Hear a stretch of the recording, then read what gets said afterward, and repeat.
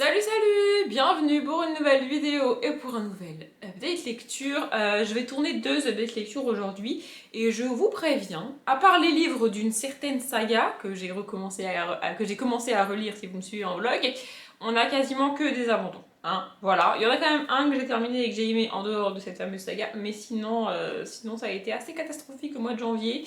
J'en ai un peu parlé en vlog, même si pas vraiment, enfin bref. Pour une fois, mes abandons sont en partie dus à l'état mental et psychologique dans lequel j'étais, mais c'est quand même des abandons, hein. Voilà, c'est comme ça. Bref, on y va. Le premier pour aujourd'hui, c'est Alaska Wild de K.A. Tucker. Et franchement, je suis dégoûtée. Alors celui-ci, je l'ai abandonné quand j'allais bien, on va dire ça comme ça. Et en fait, je suis dégoûtée parce que K.A. Tucker, c'est une autrice de romance que j'adore. J'ai lu sa saga Ten Tiny Breaths, donc elle est en 4 tomes si je dis pas de conneries, mais le 4ème est jamais sorti en français. Donc les 3 tomes, c'est Respire, Saisir et Mentir dans l'ordre, je crois. J'ai absolument adoré cette saga et je crois que j'avais jamais rien lu d'autre d'elle. Donc je me suis lancée dans celui-là en étant sûre que ça allait le faire. Et pas du tout. Vraiment, je me suis fait chier. C'est con, hein, mais je me suis fait chier. Comment elle s'appelle Ah oui. Alors en fait, on va suivre une jeune fille qui s'appelle Kala. Et on t'explique en long, en large et en travers au début du bouquin qu'elle a une vie de merde. Hein, voilà, elle est renvoyée de son boulot, elle vit encore chez sa mère, et blablabla, et blablabla, et blablabla. Et en fait, j'ai pas de patience, hein, comme d'hab, j'ai pas de patience, donc j'ai abandonné à la page 79. En fait, le truc, c'est que le titre s'appelle Alaska Wild et que on te dit au début du livre que son père habite en Alaska, qu'elle ne l'a quasiment jamais vu de sa vie parce que du coup sa mère, après sa naissance à elle, est revenue aux États-Unis et elle est jamais retournée là-bas et son père n'a jamais eu envie de rentrer, même je sais pas tous les mois ou tous les 2 mois pour voir sa fille. Non, c'est pas du tout prévu comme ça. Donc elle l'a jamais vu et au début du livre, on t'explique en long, en large et en travers que son père est malade, que son père habite là-bas. Et pendant 80 pages, en gros, la question c'est va-t-elle y aller? Alors les gars, je veux bien un peu de suspense et je veux bien qu'on me prenne pour une conne, mais le titre c'est quand même Alaska Wild, donc évidemment qu'elle va y aller en fait. Enfin, si tu veux, à un moment donné, ça me gonfle. Et puis alors, pendant ces 80 pages, on t'explique donc que sa vie c'est de la merde. J'ai pas précisé, mais pendant ces 80 pages, elle se rend aussi compte que le mec avec qui elle est un connard, sinon c'est pas drôle. Et sa meilleure amie ne l'aide pas vraiment. Hein. Voilà, en gros, elle a une vie de merde. Le titre s'appelle Alaska Wild et pendant 80 pages, elle hésite. Oh, est-ce que j'y vais? Est-ce que j'y vais pas? Est-ce que oui? Est-ce que non? Vraiment? Vraiment. Enfin, je veux dire, à un moment donné, il faudrait arrêter de me prendre pour une conne, ça serait bien, parce que moi, je tiens pas 100 pages avec un personnage qui se dit est-ce que je vais là-bas ou pas? Et je me suis fait la réflexion que c'est le même pitch que dans Wild de Jack Renover, sauf que dans Wild de Jack Renover, l'histoire démarre au moment où les 2 filles arrivent dans le Wyoming, je crois, parce que une des 2 s'est fait larguer par son mec, parce qu'une des 2 a des problèmes au niveau de son boulot, parce qu'une des 2 en gros a une vie de merde, mais l'histoire démarre au moment où elle prend sa vie en main, et au moment où elle fait quelque chose pour essayer d'aller mieux. Bon, en l'occurrence dans Wild, c'est sa meilleure amie qui l'emmène un petit peu de force pour lui changer les idées et pour éviter qu'elle déprime. Mais c'est mieux en fait que d'avoir 80 pages avec un personnage qui t'explique en long, en large et en travers et qui chouine pendant 80 pages en mode ma vie c'est de la merde, je sais pas quoi faire, mon père il m'a abandonné et maintenant il est malade et qu'est-ce que je fais et où je vais et regarde lui il est méchant et j'ai perdu. Ah, je supporte pas les personnages comme ça, je supporte pas les personnages qui chouinent pendant des pages, ça me donne envie de les tarter et alors encore moins au début d'un bouquin. Si tu veux, si c'est un personnage que j'aime, que j'apprécie et qui va chouiner pendant 80 pages, comme je l'aime déjà et que je suis avec lui déjà, ce personnage, je peux chouiner avec lui, tu vois, je peux avoir un petit peu de soutien à moi-même pour lui. Mais là, elle me gonfle, elle me tape sur le système en fait. Juste non en fait, c'est juste pas possible. Et en plus, pour avoir lu d'autres romances de K.A. Tucker, je ne comprends pas pourquoi elle a fait ça. Enfin, vraiment, c'est pas possible. Parce que Respire surtout, est une des meilleures romances que j'ai jamais lues de ma vie. J'ai tellement aimé ce bouquin, c'est fou quoi. Saisir est particulièrement moins bien, on va dire ça comme ça. Et Mentir est vraiment très cool aussi pour la trilogie qu'elle a écrite. Tome 4, je sais pas, on l'a jamais eu en français. Mais là vraiment, c'était juste pas possible. Voilà, du coup, j'ai lâché l'affaire. Le suivant, c'est Miss Mandipice de Cathy Cassidy. Et c'est bizarre parce que pendant plus la moitié du bouquin, je me suis dit ah c'est bien, mais c'est pas aussi bien que Les Filles au chocolat de la même autrice. Donc Les Filles au chocolat, c'est une saga qu'elle a écrite. Et avec la fin, en fait, c'est aussi bien. Voilà, enfin pour moi en tout cas. Donc on y suit Cannelle, une jeune fille qui rentre au lycée ou au collège je crois, au début du du livre. Et en fait, pendant toute sa primaire, elle s'est fait harceler, elle s'est fait insulter parce que elle s'appelle Cannelle et qu'elle est rousse. Et ben voilà, il n'en faut pas plus pour que les gens fassent des raccourcis au niveau du surnom et tout, enfin vraiment c'est un plaisir. Et donc du coup, quand elle est rentrée au collège, en fait elle a décidé d'incarner un personnage, de s'affirmer et de donner l'illusion qu'elle a confiance en elle et que rien ne l'atteint. Et elle, du coup, elle s'est fait une nouvelle amie qui l'a beaucoup aidée là-dedans. Et du coup, elle joue un rôle. Depuis ce temps-là, elle joue un rôle en fait. Et ce rôle va se retourner contre elle parce qu'elle va vouloir faire des choses, elle va vouloir être elle-même en fait, mais elle peut pas parce que si elle redevient elle-même, entre guillemets, elle va casser l'image qu'elle renvoie à tout le monde depuis le début du collège, et au risque que ça recommence comme avant, au risque que, comme elle est elle-même, elle se fait insulter. C'est assez terrible.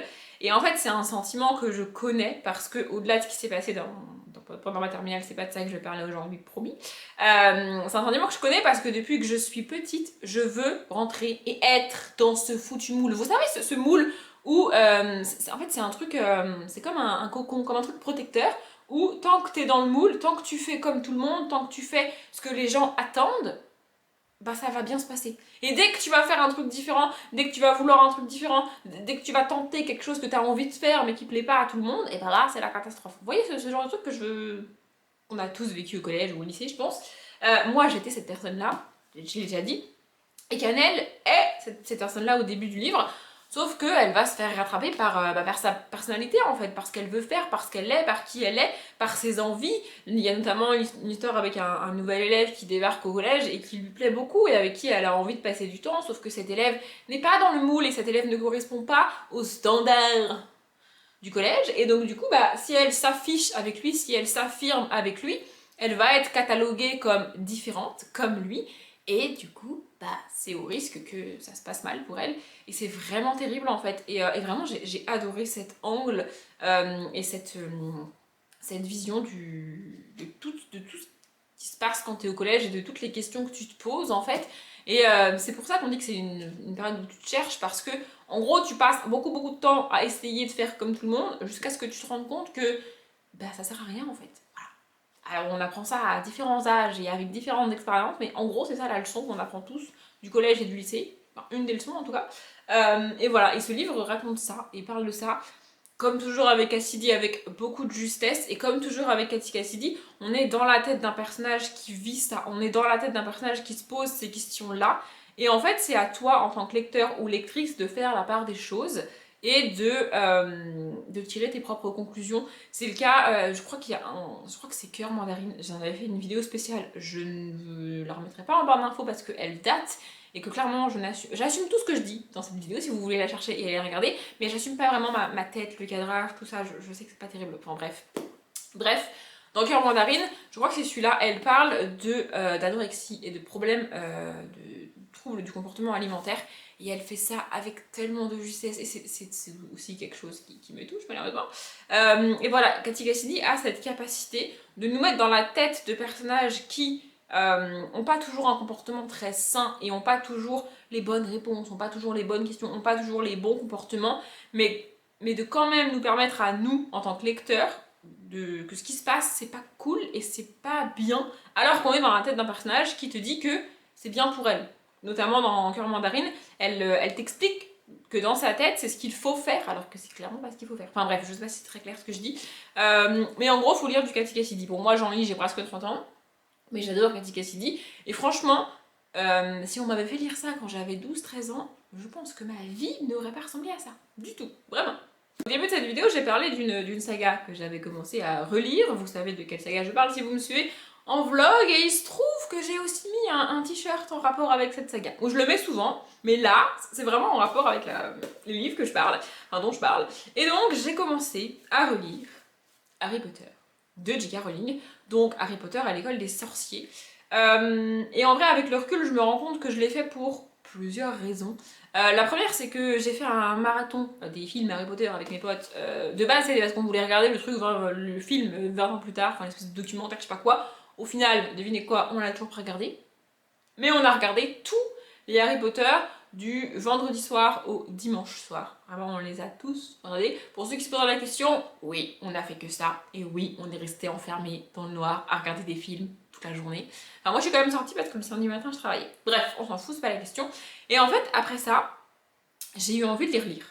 Je me suis rendu compte que, donc j'ai fait le marathon, ça m'a donné envie de les relire. Je me suis rendu compte que ça fait 10 ans, enfin ça faisait 10 ans que j'avais lu les Harry Potter parce que j'ai commencé à lire les Harry Potter après la sortie du dernier film. Et donc le dernier film, Harry Potter et les Reliques de la Mort partie 2, est sorti au cinéma en France en juillet 2011.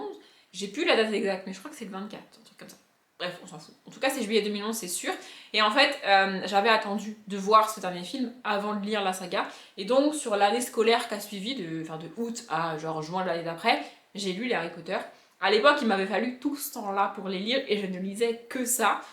Aujourd'hui, en à peine un mois et demi, j'ai déjà lu 3 tomes. Voilà, pour ça qui est une petite comparaison. Et la troisième raison, et je viens de le réaliser là en prenant le livre et en donnant le nom de l'autrice. La première raison, c'est pour un petit peu contrer le bashing de J.K. Rowling. Je vais faire une mini parenthèse là-dessus parce que vraiment ça me tient à cœur. Je trouve ça dégueulasse que des fans ultimes de Harry Potter en mode ils relisent les Harry Potter quasiment tous les mois, tous les ans, ils achètent toutes les versions illustrées, ils dépensent des fortunes dans tous les produits dérivés Harry Potter et juste pour un tweet mal formulé, ils ont banni à vie J.K. Rowling. Je trouve ça d'une violence en fait. Alors je dis pas qu'il faut tout excuser dans la vie, je dis juste qu'on parle quand même d'un tweet qui n'est pas relu, d'un tweet qui a été fait sur le moment, sur une impulsion. Elle ne s'est pas rendue compte de ce qu'elle disait et au contraire, elle a voulu, dans sa tête en fait, elle a voulu défendre les femmes. Elle a juste, en fait, c'était pas une insulte ouverte, c'était pas une insulte, comment dire, c'était pas volontaire de sa part. Son tweet n'avait pas pour objectif d'insulter cette partie de la population. C'était pas du tout fait dans ce sens-là, mais ça a été pris dans ce sens-là. Et elle a eu franchement un bashing. Genre, elle est bannie à vie. Enfin, elle est blacklistée. C'est assez terrible. Moi, je trouve ça terrible, cette réaction. Et quand je vois qu'il y a des fans ultimes qui la suivent et qui la soutiennent depuis des années, qui, pour un tweet en un claquement de doigts, disent plus jamais, je trouve ça vraiment très violent. Et je l'avais dit en vlog, il me semble, quand j'ai acheté le dernier livre qu'elle avait écrit, là, Jack et je sais plus quoi, là, truc de Noël. Twitter, c'est un truc qui n'est pas relu en fait. Et il y a des auteurs et des autrices qui font ce genre de sexisme, de transphobie, d'homophobie dans des livres qui sont écrits, qui sont réécrits, qui sont relus et qui sont confirmés par un éditeur certifié, qui sont édités et imprimés à des centaines de milliers d'exemplaires, mais à eux, on leur dit rien. Sous prétexte que c'est dans un livre, que c'est de la littérature. Pourquoi ? Vraiment, je ne comprends pas pourquoi, pour un tweet, on bannit et on blacklist une autrice comme J.K. Rowling, et il y a des grands auteurs, parfois des grandes autrices, qui font bien pire dans des livres publiés, édités et lus par des centaines de milliers de personnes, mais à eux, on leur dit rien. Moi, je trouve ça d'une violence terrible, et donc c'est aussi une des raisons qui fait que j'ai décidé de relire et de reparler de Harry Potter, parce que aussi c'est une saga dont j'ai jamais vraiment parlé sur la chaîne. J'ai dû la citer peut-être dans des tops, peut-être dans des tags, mais j'en ai jamais parlé après lecture parce que bah, du coup je les ai lus en 2011 et en 2011 j'avais pas du tout ma chaîne, je sais même plus en quelle année j'ai ouvert ma chaîne, faudrait que je regarde. Bref, revenons-en au livre. Donc Harry Potter à l'école des sorciers. Je vais quand même résumer le bouquin, même si je trouve qu'il n'y en a pas vraiment besoin, mais je vais le faire quand même. Donc on y rencontre le petit Harry Potter qui au début du livre a 10 ans et qui fête ses 11 ans. Pour avoir lu plusieurs tomes maintenant, j'ai l'impression qu'en fait chaque livre démarre le jour de l'anniversaire de Harry qui est né au mois de juillet, si je dis pas de conneries, fin juillet je crois, un truc comme ça. Bref. Donc le premier film commence aussi sur le jour de son anniversaire, hein, c'est comme ça. Bref, et donc il va recevoir une lettre de l'école de sorcellerie Poudlard qui lui dit que, bah, en gros, il est admis à l'école de sorcellerie, sauf que lui, il ne savait même pas qu'il était sorcier. Et donc on va découvrir, enfin il va découvrir, et nous avec lui, que bah, il est sorcier, il va aller à Poudlard, et toute l'histoire avec ses parents, Voldemort, machin. Tout ça. Et ensuite il va rencontrer Ron et Hermione qui vont devenir bah, ses amis, on les voit sur la couverture là. Et franchement ce premier tome est vraiment très cool. En fait ce premier tome est extrêmement... J'allais dire ce premier tome est extrêmement fidèle au film. Non, c'est l'inverse. Le premier film est extrêmement fidèle au premier tome, vraiment il y a très très peu d'éléments qui sont dans le livre qui ne sont pas dans le film. Alors il y a des éléments qui sont inclus de manière différente dans le film que dans le livre, mais 90% de ce qui se passe dans le bouquin est dans le livre. Et franchement, j'ai trouvé ça ouf. Vraiment, je l'ai dit en vlog plusieurs fois et je le répète ici, les films Harry Potter, je les ai vus je ne sais pas combien de fois, je les connais par cœur, genre vraiment par cœur. Quand on a fait le marathon, mes potes me disaient Audrey, ta gueule, parce que le nombre de répliques que je connais, c'est assez indécent, donc au bout d'un moment, ils n'en pouvaient plus si vous voulez. Mais vraiment, je les connais par cœur, les films. Et les livres, très peu, parce que je les ai lus qu'une fois il y a 10 ans, donc je ne me rappelais plus, et j'ai bien compris avec le tome 3 que je ne me rappelais plus. Bref, on y reviendra plus tard. Et du coup, là, en fait, il n'y a pas vraiment de surprise pour moi. Le but de ma relecture globale, c'est de récupérer, entre guillemets, tous les éléments qu'il y a dans les livres et qui ne sont pas dans les films. Et là, il n'y en a pas vraiment, il n'y a pas vraiment d'éléments. Le seul truc qui m'a un peu fait sourire, c'est ouf, c'est que dès la première page, je crois, de ce tome 1, le nom de Sirius Black est écrit. Ce qui n'est absolument pas le cas dans le film, mais je crois que c'est ça. Hein. Le Sirius Black est écrit et vraiment on a son nom et on sait qui il est pour Harry, je crois, dès ce tome 1, ce qui est assez ouf. Enfin bref, je vais pas retrouver. Mais voilà, globalement ce tome 1 est parfaitement bien adapté, je trouve. Je pense pas que faire une adaptation plus fidèle, ça soit possible. Voilà, j'ai vraiment pris un kiff à relire ce tome 1. C'est moins le cas pour les suivants, vous verrez dans le prochain update lecture, mais pour celui-là en tout cas franchement j'ai adoré. Et pour ceux qui se posent la question, je le précise quand même, j'ai hésité à faire une vidéo globale dédiée aux 7 tomes de Harry Potter dans lesquels je reviens sur chaque tome, mais premièrement ça risque d'être très long si je fais ça, et deuxièmement là à l'heure où je parle j'ai fini le tome 3 il y a une semaine et j'ai pas encore commencé le tome 4, donc mes souvenirs des relectures des tomes 1, 2 et 3 risquent d'être très peu fraîches quand je ferai la vidéo. Du coup voilà, je préférais les intégrer aux updates lecture normales en fait, enfin normaux, enfin bref vous avez compris. Et dernière précision parce que ça me tient à cœur, j'adore lire des sagas comme ça en écoutant une musique. C'est vrai. Pour Harry Potter, je l'ai pas fait parce que, comme je l'ai dit, je connais les films par cœur et j'adore les films, vraiment, ils sont dans mon cœur depuis des années maintenant. Et la musique du film est tellement mythique que je ne peux pas choisir une autre musique. En fait, c'est impossible que je choisisse une autre musique. Et j'ai essayé de lire en écoutant cette musique, mais j'y arrive pas en fait. J'aime tellement la musique que je m'arrête de lire pour l'écouter, donc ça n'a pas de sens. Donc je lis Harry Potter sans musique.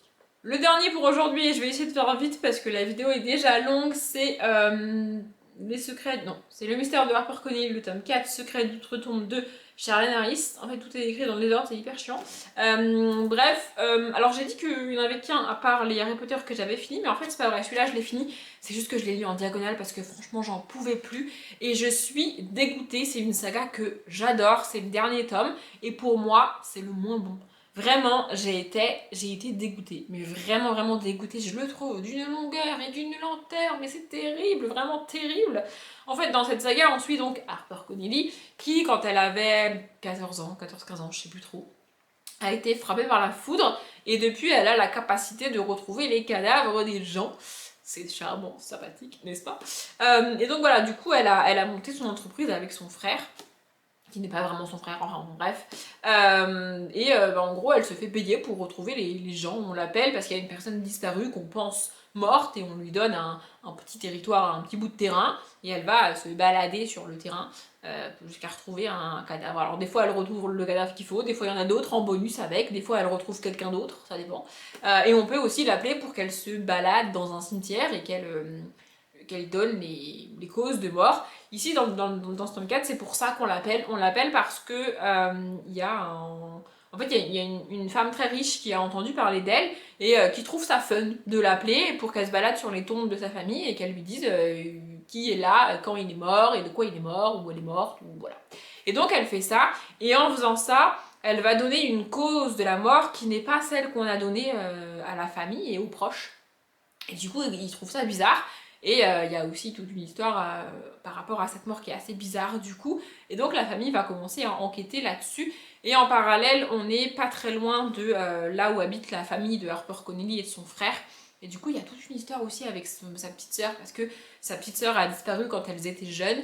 Et Harper est quasiment certaine qu'elle est morte. mais elle peut pas chercher dans tous les États-Unis, donc elle ne l'a pas encore trouvé. C'est un des buts de sa vie, c'est de retrouver sa sœur. Alors, elle pense qu'elle est morte, donc elle cherche principalement un cadavre, mais si elle est vivante, elle est pas contre, évidemment. Et franchement, j'ai trouvé ce tome 4 vraiment très long, c'était vraiment très lent. J'ai fini par le lire en diagonale, parce que je fais ça jamais, vraiment ça m'arrive jamais de faire ça. Si j'ai pas envie de lire un bouquin, si je commence à vouloir sauter des paragraphes, sauter des passages, sauter des pages, j'arrête le bouquin. Mais là, j'aime vraiment HarperCollins et j'avais vraiment envie de connaître la fin. Et alors la fin, franchement, tu peux pas l'anticiper. Enfin, c'est-à-dire que c'est assez compliqué d'anticiper ça. Et pour moi, c'est trop. En fait, c'est-à-dire que la fin, c'est trop gros, c'est pas très réaliste, c'est pas très cohérent.